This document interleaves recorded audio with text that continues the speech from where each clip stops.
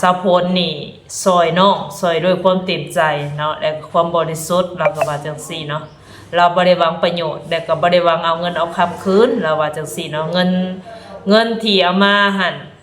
ก็บ่แม่นเงินเราอีกเนาะเป็นเงินยืมเราว่าอ่ะอันนี้เนาะถ้าสนวนก็ได้แนะนำถ้าสาวพลน่ะให้ไปถามทางแม่เฒ่าเนาะอาจสิมีคนใดคนหนึ่งไปเล่าให้เราฟังนั่นแหละเนาะเราจึงเว้าออกในคลิปเนาะ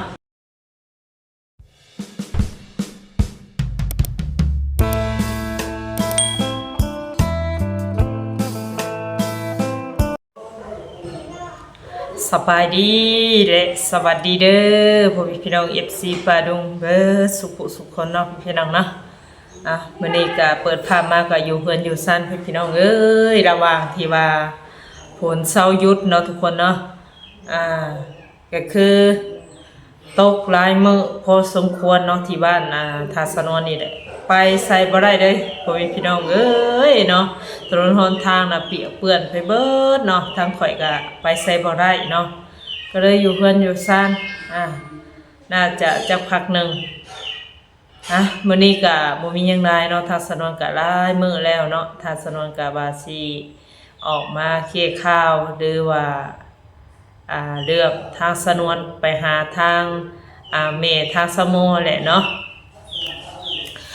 วันนี้ก็ขออนุญาตเนาะเว้าเรื่องสองกรรมสองพายแหละเนาะก็ทางสนวนก็ขอโทษขออภัยเช่นกันเนาะเพราะว่ามันเกิดขึ้นในคลิปแหละเนาะเพราะว่าทางสนวนก็บ่ฮู้เนาะก็ได้แต่เพราะว่าล้นนานแล้วที่ว่าทางสนวนก็บ่ได้เข้าไปหาทางเมสมอเนาะแล้วก็เว้าออกในคลิปนั่นแหละเนาะก็เลยก็ถ้าสนวนก็บ่ฮู้ว่ามันเป็นเรื่องจริงหรือเรื่องบ่จริงเนาะ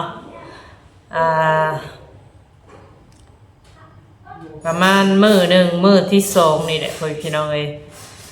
ถ้าสาวพลเนาะก็ขออนุญาตทางสาวพลเนาะอันนี้คือมาแก้ข่าวให้ทางสาวพลนั่นแหละถ้าสาวพลเราเสร็จมาหาเนาะถ้าสนวนก็เลยแปลกใจอยู่ว่าสาวพลเรามีเวียกอยู่เนาะคือเสร็จมาหานะเนาะแต่ก่อนคือบ่เคยเสร็จมาหาประมาณนี้แหละถ้าสนวนก็เลยเราโทรเนาะเราโทรแต่ว่ารับบ่ได้เพราะว่าเน็ตถ้าสนวนบ่มีถ้าสนวนไปดำนาซอยเอื้อยมื้อนะเน็ตก็เบิดพอดีเพราะว่าเอาลงคลิปเรียวหรือว่าคลิปสั้นลง Facebook นั่นแหละมันก็เลยเบิดก็เลยบ่มีหม้องซื้อเพราะว่าบ่ได้ซื้อติดถุงไปเนาะก็เลยเบิดพอดีก็เห็นเราโทรมาเนาะเน็ตเบิดแต่ว่าสามารถโทรได้เนาะสมื้อนี้ก็ถ้าสนวนก็ยังงงอยู่เนาะโทรติดแต่ว่ารับบ่ได้เนี่ยก็เลยเท่ามาพี่แหละเนาะถ้าสนวนก็เท่ามาเพื่อนพี่แหละเนาะไปซื้อบัตรซื้อหยังสงสัยเนาะเพราะว่าเห็นเราทักมาก็เลยเติมบัตรเนาะเติมบัตรเข้าไปก็เลยถามเราว่ามีหยังเนาะสาวพลเรียนจะเสร็จมาหรือว่าโทรมาประมาณนี้ถ้าสนวนก็ตอบไปเนาะแต่เราว่าเห็นค่อยเห็นในคลิปเจ้าว่าซั่นเนาะเห็นที่ว่าทางแม่สาวโมเว้าเรื่องข่อยเราว่าเนาะเอาเว้าเรื่องใดแล้วก็เว้ามาตามที่ว่าในคลิปนั่นแหละที่เราเห็นในคลิปนั่นแหละเราเลยว่ามันบ่แม่นความจริงว่าซั่นเนาะที่ว่าสาวพลนี่ซอยน้องซอยด้วยความเต็มใจเนาะและความบริสุทธิ์เราก็ว่าจังซี่เนาะเราบ่ได้หวังประโยชน์แต่ก็บ่ได้หวังเอาเงินเอาคำคืนเราว่าจังซี่เนาะเงินที่เอามาหั่นก็บ่แม่นเงินเราอีกเนาะเป็นเงินยืมเราว่าก็แบบก็บอกเราอยู่เนาะถ้าสนวนก็ได้เป็นเงินยืมว่าซั่นเป็นเงินยืมเพิ่นที่ว่าเอาสมองมาปัวเนี่ยมาปัวหรือว่ามารักษาตอนนั้นว่าเกิดอุบัติเหตุหรือว่ารถชนเนาะแต่ว่าทางไม่เท่าละบานคนที่ชนสมองน่ะเสียเงินให้แค่50,000 กีบเนาะแต่เขาก็ไปว่าซั่นวันนี้สาวพลละว่าข่อยบ่ได้เจตนาสิไปเอาเงินคืนเนาะเงินนั่น 4-5 แสนละว่าจังซี่แหละซอยไปประมาณ 4-5 แสนเนาะก็แถมยังเป็นหนี้เขาอีกละว่าแล้วข่อยก็บ่ได้โทรหาเมสาวโมหรือว่าสาวโมประมาณนี้แหละเท่าที่เราเว้ามาเนาะก็บ่ได้เคยโทรว่าเอาเงินมาคืนเด้อจังซี่จังซั่น ก็บ่ได้เคยโทรเราว่าจังซี่เนาะทีนี้เนาะอันบัดนี้สะพลเราไปเบิ่งในคลิปเนาะคลิปที่ว่าแม่เฒ่าเราเว้าออกในคลิปทาสนวนนั่นแหละเนาะว่าถ้าสะพลนั่นโทรมาอยากเอาเงินคืนจากสมูว่าซั่นเนาะพังนั่นแหละพี่น้องเอ้ยก็ทาสนวนก็บ่ฮู้อีดีเนาะว่าเรื่องนี้เป็นเรื่องจริงหรือว่าเรื่องบ่จริงเนาะพอได้แต่ออกไปว่าทางสะพลนี่โทรไปเอาเงินนำสมูเนาะที่ว่าไปรักษาทางสมูหั่นแหละที่ว่าเกิดอุบัติเหตุเนาะจำนวนเงินก็500,000ว่าซั่นเนาะเลยทำให้เฒ่าแล้วว่าเป็นหยังคือบ่ปะให้อันทางสมูเด้ยเนาะหรือว่าอีหยังประมาณนี้แหละในคลิปเนาะในคลิปนั่นแหละถ้าสนนก็เล่าขึ้นบ่จื้อละมื้อพี่น้องเอ้ยอยู่ในคลิปเนาะล่าสุดที่ว่าข่อยไปหาทางน้องน้ำมนต์หั่นแหละเนาะทาง FC เพิ่นก็ว่าโอ้ยโดนนานแหละถ้าสนวนเอ้ยว่าซั่นคือบ่ไปหาน้องน้ำมนต์ก็ได้ไปมื้อนั้นเนาะถ้าไม่เฒ่าเลยก็เว้าเกี่ยวกับซามูเนาะที่ว่าเกิดอุบัติเหตุรถชนหั่นล่ะผู้เจ้าของรถชนเนาะเขาก็เอาเงินให้50,000แล้วก็หนีว่าซั่นถ้าสนวนก็ได้แต่แต่ออกแหละบ่ฮู้อีดีพ่อพี่น้องเอ้ยแต่ที่นี่ถ้าสะพลเราก็ได้เห็นคลิปเนาะที่ว่าแม่เฒ่าเว้าในคลิปหั่นแหละหาว่าเราน่ะโทรไปกวนและก็ไปเอาเงินนำสามูว่าซั่นเนาะ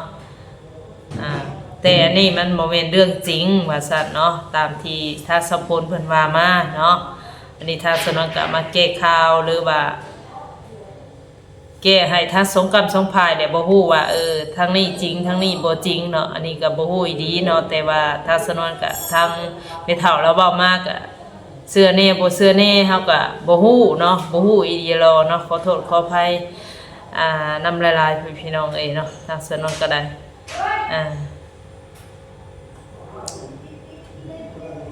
เราว่าบ่เคยโทรเนาะบ่เคยโทรอีกว่าสิเอาเงินคืนว่าซั่นเนาะและเป็นหยังคือเว้าซะแล้วแบบนี้นะเนาะประมาณนี้เนาะ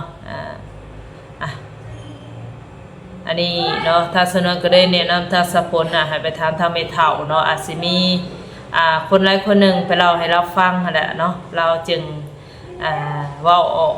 ในคลิปเนาะอาจจะมีคนใดคนหนึ่งไปเล่าให้ฟังเราก็เลยเว้าไปเนาะหน่อยแต่ว่าเนาะก็เลยเป็นภายทางสะพลนี่เราบ่สบายใจหั่นน่ะเนาะมันบ่แม่นความจริงเนาะอันนี้ก็บ่ติภัยเนาะพี่น้องเนาะบ่ติแต่ว่าถ้าไม่เท่าก็บ่ฮู้ว่าละเอาคำเว้ามาแต่ไสอันนี้ก็บ่ฮู้นำเราสิทธิ์กันเนาะถ้าสนวนก็ขอโทษขออภัยพี่น้องที่ว่ามันเกิดขึ้นในคลิปเฮาแล้วเนาะก็เลยอยากมาแก้ข่าวสองคำสองพายหั่นน่ะเนาะคือทางไม่เท่าเนาะเราอาจสิได้ยินผู้ใดผู้หนึ่งว่าคือทางสนวนบาเนี่ยต้องไปถามกับเราเองเนาะเพราะว่าทางสนวนก็บ่ฮู้เห็นนำเช่นกันเนาะก็เข้าไปดิน้ำน้องน้ำมนต์เพิ่นนั่นก็ทาง FC เพิ่นถามเข้ามาเนาะถามเข้ามาว่าคือบ่ไปหาน้องน้ำมนต์แน่ก็เลยไปแวะดินน้ำเพิ่นมื้อน่ะพี่น้องเอ้ยทางสนวนก็บ่คิดเนาะก็อ้อไปหั่นละเพราะว่าเฮาก็นานๆไปทีนึงพี่น้องเอ้ย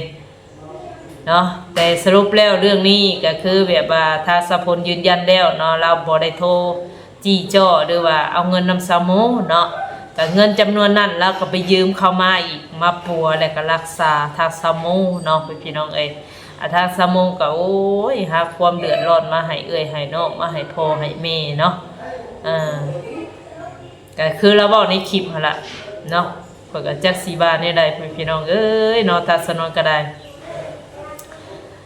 ก็คือแนะนำเราข้างก่อนน่ะเนาะถ้าสมองก็เตือนเราตลอดก็เพราะยังเพราะความบางดีเฮาก็ได้เนาะแต่เฮาก็เว้าไปหลายก็ยันคือเว้าหั่นล่ะสิสังคมเว้าคุมว่าเฮาเนาะแนะนำได้ก็สิสังนั่งหน้าเฮาอีกอันนี้ก็คือเว้าจากใจเนาะก็คือเฮาก็แนะนำค ความบริสุทธิ์ในใจนี่แหละว่าสะโมอย่าไปสุ่มสี่สุ่มห้า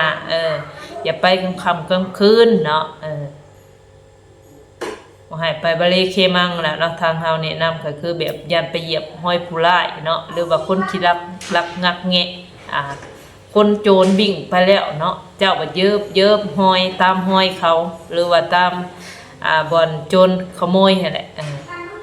บัดเจ้าของเฮือนจับไล่ทันเนาะเขาก็ว่าเจ้าเป็นคนลัก